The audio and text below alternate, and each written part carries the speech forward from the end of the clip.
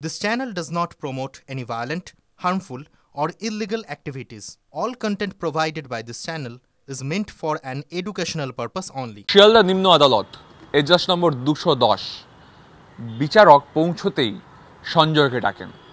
ভাবলেশহীনভাবে সঞ্জয় কমলা এবং ধূসর রঙের হুডি পরে কাঠগড়ায় এসে মাথা নিচু করে দাঁড়ায়।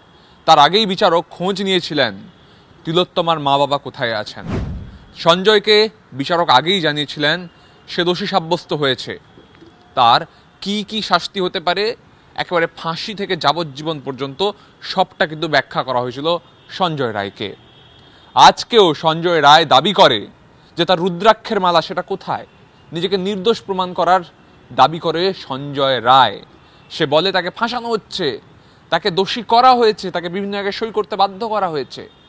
বিচারক অবশ্য বলেন যে কি ঘটেছে তা সঞ্জয়ের থেকে ভালো আর কেউ জানে না, যে অকাট্য প্রমাণ তার হাতে এসেছে। সিবিআই এবং পুলিশ যা পেশ করেছে সেই জায়গায় দাঁড়িয়ে সঞ্জয়কে শাস্তি দেওয়া ছাড়া আর কোনো উপায় নেই। মৃত্যুদণ্ড অর্থাৎ সর্বোচ্চ সাজার পক্ষে সওয়াল করে সিবিআই এবং তিলোত্তমার আইনজীবী। যদিও সঞ্জয়ের আইনজীবীরা চেষ্টা করেন কোনোভাবে মৃত্যুদণ্ড আটকানোর।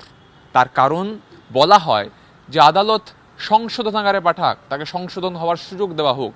যদি রিফরমেশনের একদম সুযোগ না থাকে তাহলে যেন মৃত্যুদণ্ড হয়। এরই মধ্যে বিচারক সঞ্জয়কে জিজ্ঞাসা করেন বাড়িতে কে কে আছে। সঞ্জয় জানায় মা আছেন। বাড়ির কেউ দেখা করেছেন কিনা সঞ্জয়ের সঙ্গে তাও জিজ্ঞাসা করা হয় সঞ্জয়কে। সঞ্জয় জানায় কেউ দেখা করেনি।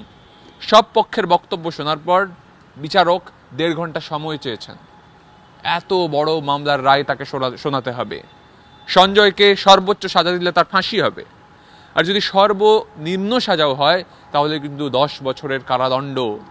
তবে এক্ষেত্রে বিরলতম ঘটনা বলে দাবি করেছে সিবিআই, আর rare of the rarest case হলে অভিযুক্তের ফাঁসি হয়।